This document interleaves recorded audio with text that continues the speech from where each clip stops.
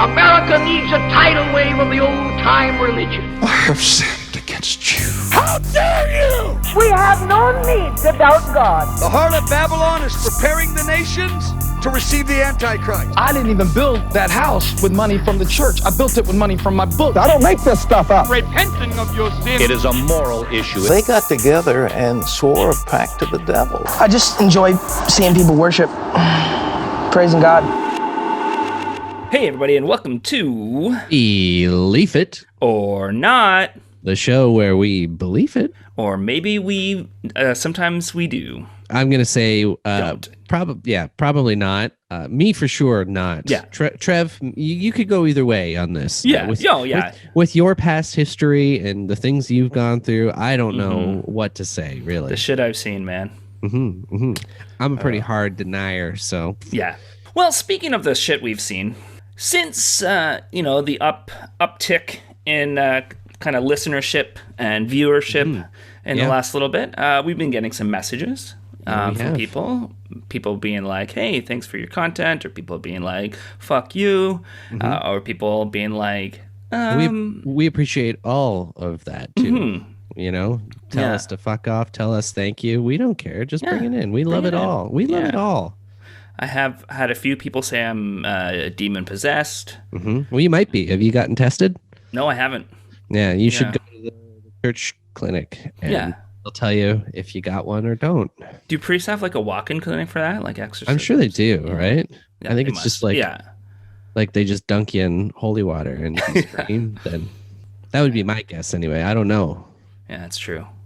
I mean, we'll look into it. But one of the common questions we've been getting is, how do you come out to people in your life as atheists?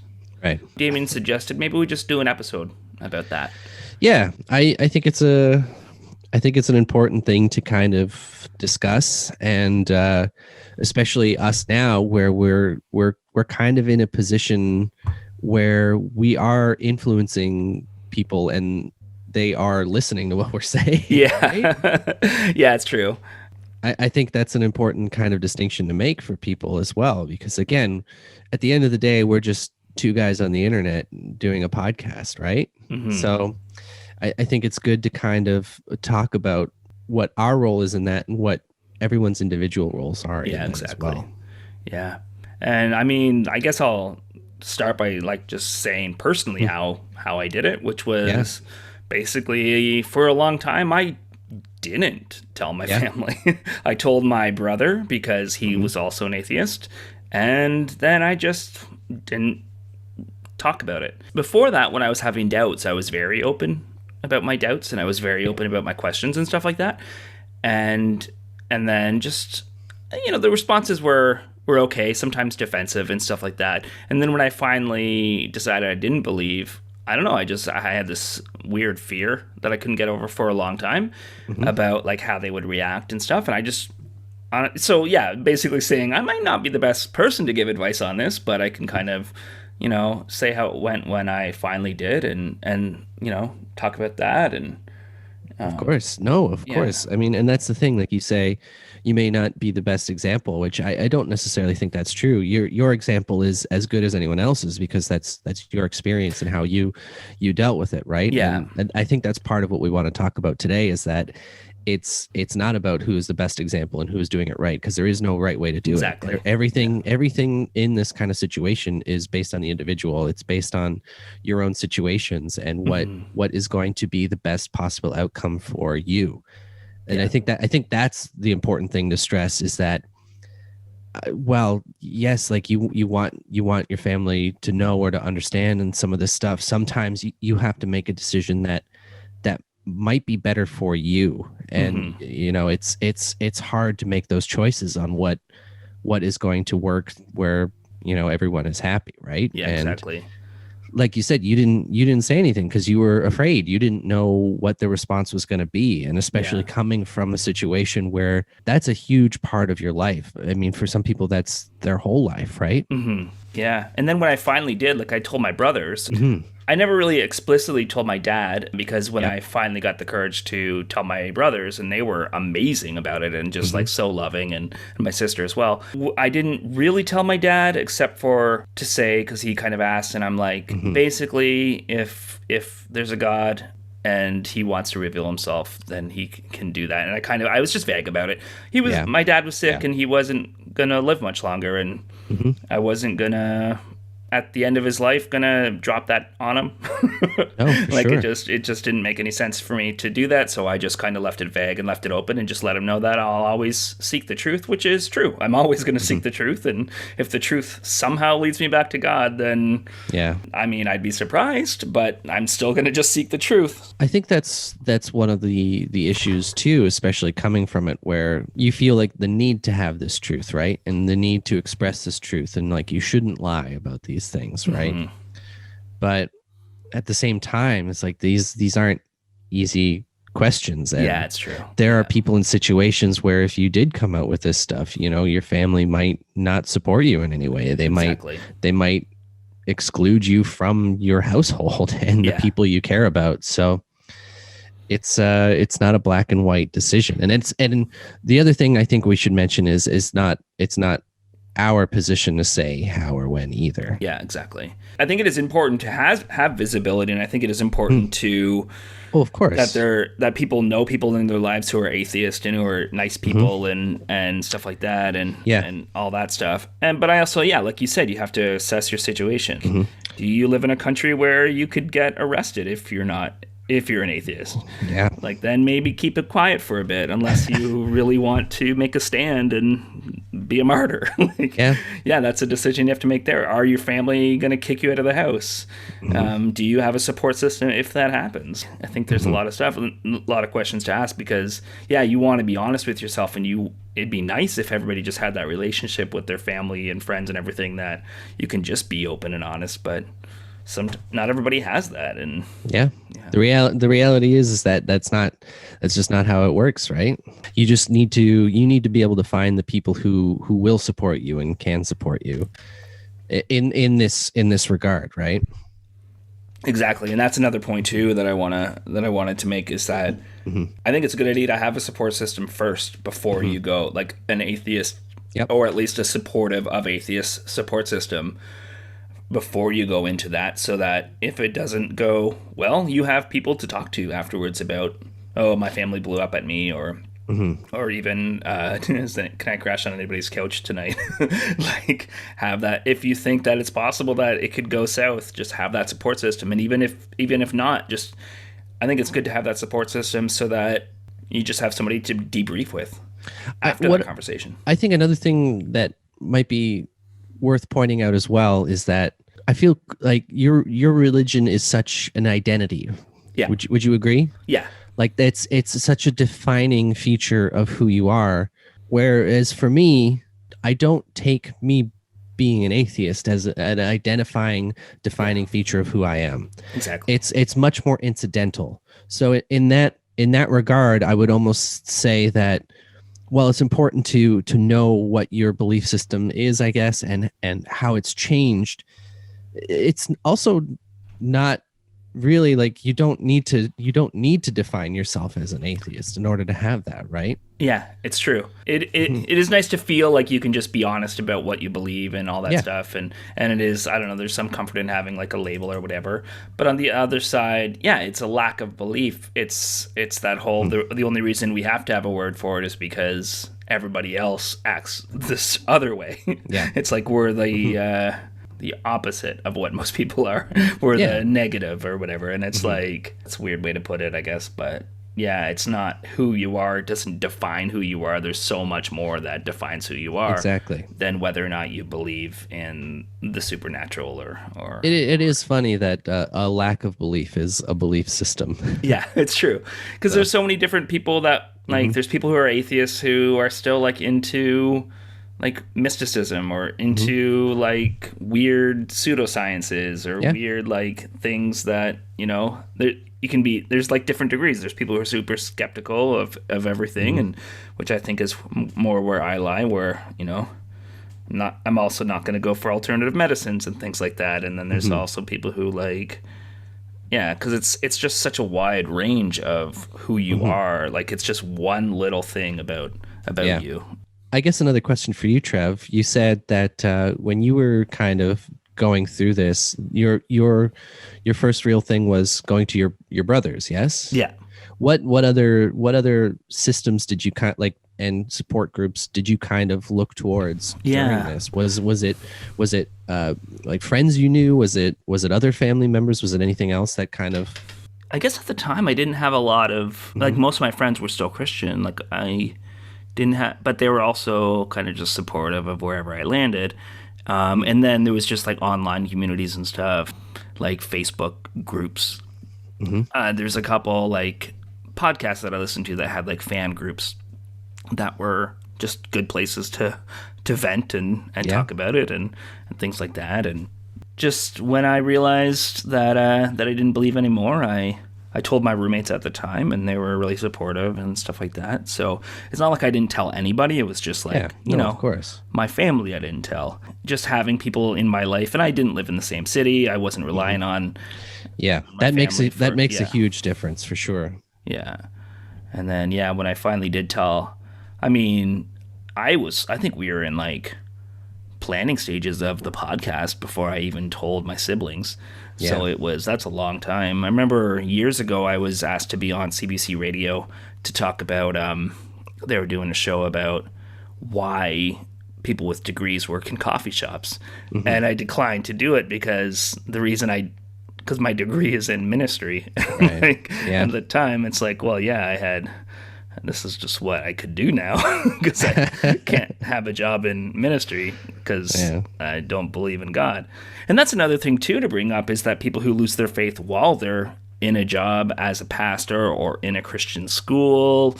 Like my brother, when he lost his faith, he was working in a Christian school. And like so he had to finish out the school year without really revealing it to his... Yeah, you're losing your livelihood there. Yeah, exactly. And so he ended up he quit his job and stuff like that. And then just in time, because that's when all the abuse scandal happened, like after he left. And it turns out that, and we'll do another podcast about his school. We'll do a whole episode about how awful his school was. Yeah, for sure. In the past before he worked there, but everything kind of blew up after he left. But anyways, but that's something where there's a lot of pastors that realize, oh no, I don't believe in God anymore. What do I do? And that's a situation where you can't just tell everybody right away because that's still your livelihood. You still have a family to support. No, of course. You have to look in how you can move forward from that. Yeah. I mean, the only solace for that I can give is that people go through career changes and changes of how they have to do this all the time, whether it's for religious reasons or not. So it's not a death sentence for you in that regard. I'm not saying it's not a difficult, horrible thing to have to go through. It's just it's possible to move forward with that. Yeah, it is. Yeah, I think though, like if you're gonna do it, if you're like, okay, I'm gonna talk to my family, I'm gonna sit down, I'm gonna talk to them, and they're gonna know exactly where I am. Like I said, think about it a lot beforehand. Do your like scenarios in your head. How are they gonna react? Think about how they react to other things. And but once you do decide to tell them, just remember that you don't owe them an argument. Like you don't owe them a debate. If you feel like saying why you came to this decision or whatever, that's fine. And if you're like, okay, they're going to argue, I'm going to argue back, and that's what you want to do, I mean, do it, but you don't owe that. Like you don't have to explain exactly why like you believe in the Big Bang and defend their like apologetics or whatever it is. Like if they're like, so you think you come from nothing, and I don't know. You don't have to explain the cosmology of the universe to them in that moment. Yes, not having all the answers doesn't mean that their supposed answers are correct. Exactly. And it doesn't mean that your belief in being okay with that is not correct. Yeah, exactly. And it's like, I get that too, where people will be like, so where did you come from then? And it's like, well, I mean, we don't know how the universe started. But that neither comes back, do you. Yeah. That comes back to the same argument. It's like, well, okay, well then where did God come from? Yeah. It's the same. It's a cyclical argument that goes nowhere. We know just as much as you do as far as that goes. The only thing is that we have we have some basis in fact. Yeah, exactly. Yeah, what do you think about that? Like how coming out to them and that conversation? I never had to have that kind of experience. It's something that's very foreign to me. I didn't grow up in a religious family. I gave my grandmother a copy of Hitchens' God Is Not Great, and I gave her 2 copies of it because she lost one. So I mean, it was never a big thing for me. There was always little like traces of it, and I definitely got a bit of pushback when I was younger, but because it was never part of my life, I was more confused by the pushback. I'm like, what are you talking about? Like, this is not something you truly believe in a spouse or make a part of your life. It's just those moments when it's convenient for you and it's familiar for you. Exactly. So it was never an issue for me, and it was never something that I had to like explicitly come out and be like, no, this is how I believe. But I think that just comes back to like, it was never something that I felt I had to do. Yeah, and that's true. That's my privilege that I had, is that I had that experience. So. Yeah, that's pretty great. Like this video, and it'll be out by the time this comes out, that I'm working on now. At the moment, I'm ending it by like saying like, and if you didn't have this experience, you are so lucky. Yeah. Like just be grateful. Like this is amazing. I totally am. And I think that's part of why I wanted to do this with you too, and have this conversation today as well. Cause I know it's not my experience. And because I think, sometimes you have to wait till maybe you have to wait till after college so you don't get cut off if they have a college fund, or wait till you're in a place where you're just financially stable and you can, if you do happen to get cut off, you can do it. And I just want to make a little, this is my outside judgment here. Yeah. But if your family are cutting you off and they're disowning you or anything like that, they are the bad people here. Yeah. Yes, exactly. Yeah. They are the bad people in this situation. You have done nothing wrong. All of you've done is espouse how you believe, how you feel, and what you believe, and you don't want to lie to yourself, and you don't want to lie to them anymore. Yeah. And if their response is you're no longer part of the family, or I won't support my own family anymore, I mean, even from a Christian standpoint, I don't think that's very Christian. Yeah, no. Oh, very much. I agree. And actually, another point that I should have mentioned earlier is a handy thing to do is have an older brother that comes out as atheist first, so he just gets all the anger. Yeah. Someone to take the heat. Yeah, exactly. And then by the time you do it, they're like, okay, another one. That's fine. And if you don't have an older brother, maybe have the dog come out as that. Yeah, that's true. And then you can pass the blame on the dog or something. Or the cat. Jagger, do you believe in God? I don't know if that's a really good way to do it, but it's just a sacrificial lamb of your older brother. Yeah. Like I said, I've never had to deal with this before.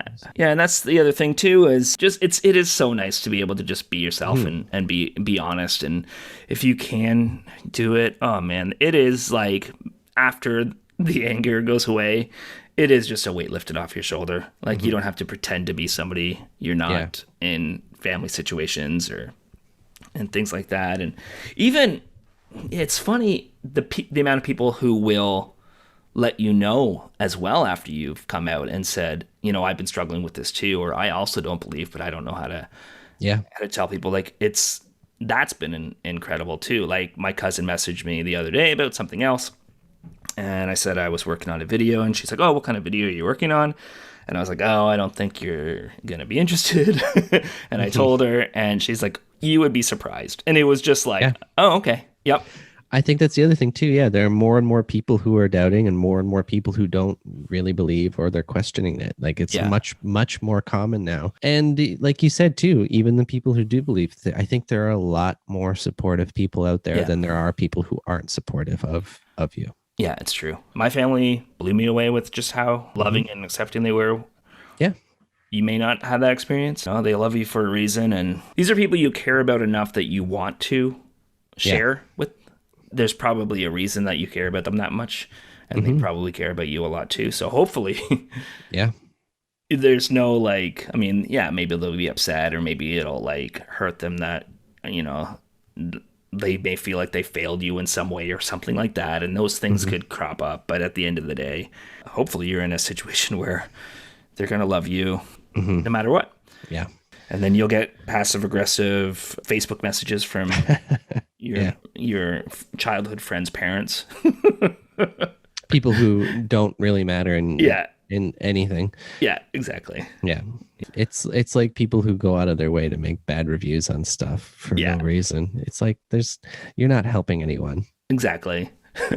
My favorite bad review, like comment recently, was somebody who said they were a militant atheist, but we had too much.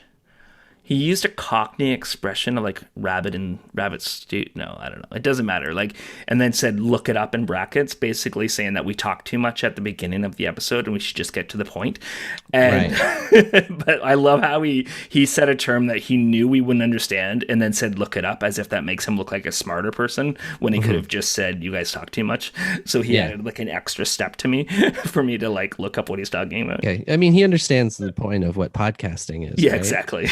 Yeah. It's people talking for an extended period of time. Yeah, exactly. I mean, if we were doing like short 5-minute to the point videos, sure, that's different, but that's not the format of what we do. That's not what we've been doing. Yeah. And if you just want us to get to the point, then, well, that's too bad for you, brother. Then just read the Wikipedia article we're probably just reading anyway. So there you go. There you go. I mean, you can't please everybody. So. Yeah, exactly. That's kind of my thoughts on coming out. I don't know if there's any other things we should hit on. I'm wondering if we should hit on, because like we have had people asking us like what should they do, and I think that comes back to what our role is in that too, right? Yes. It's not our place to say what you should do, because we don't know your situation, we don't know what you're going through, we don't know any of that. So I think all that we can do is put out our support for anybody listening and try and reaffirm some of those beliefs and those ideas that people are having, and try to alleviate some of that doubt that you might have in yourself and what you believe. And all we can really do is just support and be positive towards those people. And I'm sure anybody else listening, I think they're the same way. And there are people who are going through that, and they do understand and they do support what you're doing. Yeah. Oh, and that's and when people are upset, if you tell them, I mean, it's a degree. If they're like being abusively upset, then it definitely take yourself out of the situation. But if it's more like they're feeling like they failed you, which is a common one, or things like that, then you might have to be that reassuring person to be like, no, it's not a failure, and maybe express the values they've taught you and things like that, and just being like reassuring to them. Yep, I'm not gonna burn in hell. I mean, it's unfortunate that you might have to comfort someone else for your beliefs. In reality, it is more for their beliefs, because that's true. That's true. You're just being an honest person, and you're just being like, this is where, But still, I mean, send your questions, send your thoughts. Yeah.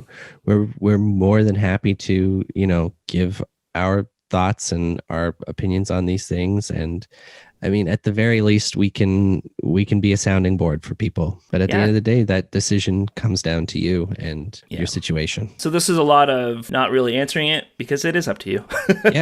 We can't answer that. There's plenty of online communities, as well as if we want to start a Facebook group, a private Facebook group, that's something we could do too. Or if one of the listeners wants to start one. Totally. Of listeners of this show, or even just like a group that you can reach out, and that might be a good place, like a safe space where we can talk about stuff like this, and I think that'd be nice too.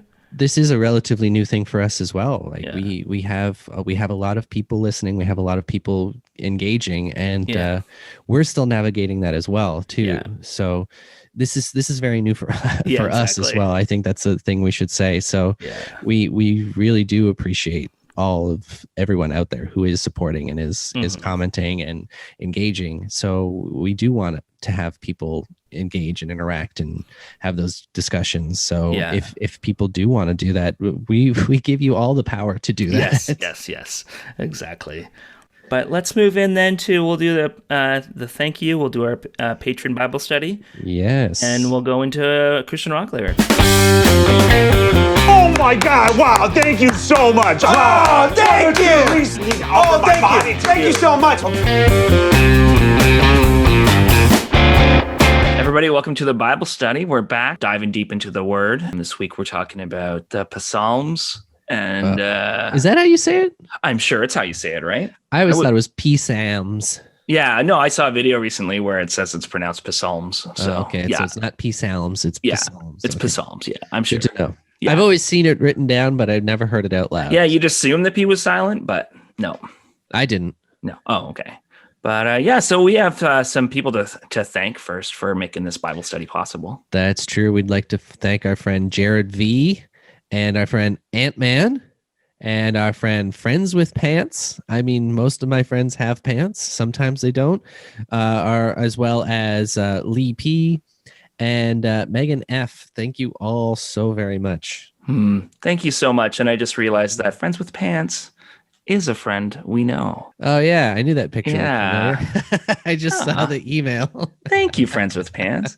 And but I got a prayer request. You know, my dear friend Bob Generic. He's been wearing these branded like trucker hats, like with. Oh no. Yeah, dude, with like gas companies on it and stuff, and beer companies, and just like promoting this style that I mean, I wore it, except for the beer because that's a sin, but like I wore those hats years ago, but it's 2021. It's time to move on. So we just want to lift him up to the Lord. And I have a request for my friend Celeste, actually.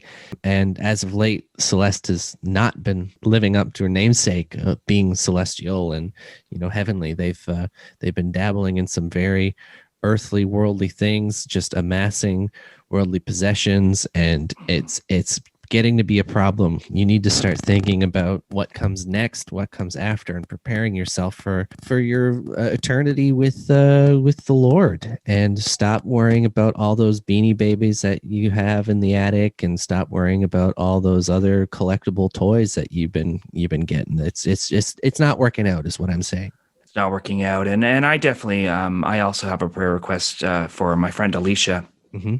Alicia's been doing a lot of Zoom meetings at work. She's become very good at like making sure the lighting is right, using LED lightings, having a nice background. Like she sets up a little bookshelf and things like that with some flowers. And it's very pleasant, but it obviously means that she's spending that time that she could be spending in the Word. And I just want to lift her up in prayer. Yeah, and I have a prayer request for our friend Todd. He's been really getting into William Tell lately, and it's really becoming a problem. He's just been going around to random kids in the neighborhood, putting apples on their head and trying to shoot them off with a bow and arrow. And I just think that it's a bad path to be going down, and it's not going to work out for you. I mean, it didn't work out for William S. Burroughs, and we all know what happened to him. Yeah, we all do. Hell is what happened. Yeah. Exactly. And I just have a quick prayer request as well for my friend Lucas B. Lucas has been going to the grocery store since the pandemic started on a daily basis just to buy 1 3-bean salad. And I think that's not a good use of the pandemic time. And I just want to pray for him that he uses his pandemicness better. Mm-hmm. And I just want to say a little prayer for our friend Becca. She's been doing her part to get out there and support businesses during this whole thing, but you know what? She's only been tipping 10% on takeout orders, and you got to do at least 12. That's what I got to say. At least 12. I know they're not doing a whole lot, but it's hard times for everyone. So if we could just, say something for our friend Becca there. Yeah. And I have a prayer request for George. George lives in an apartment under somebody else. Instead of talking to them about their noise levels, he uses a broom to hit hit the ceiling. Mm-hmm. And it's just I feel like we need to concentrate on communication and making sure that we're just knock on the door, say, hey, I sleep during these hours. Is that okay if you keep it down? Or just something to keep George in your prayer for. And I actually have one for our friend John, and this is a very serious one in my mind. But I was out for a walk the other day, and I saw John across the street. And one of the joys of taking walks is getting to say hello to the neighborhood kitty cats.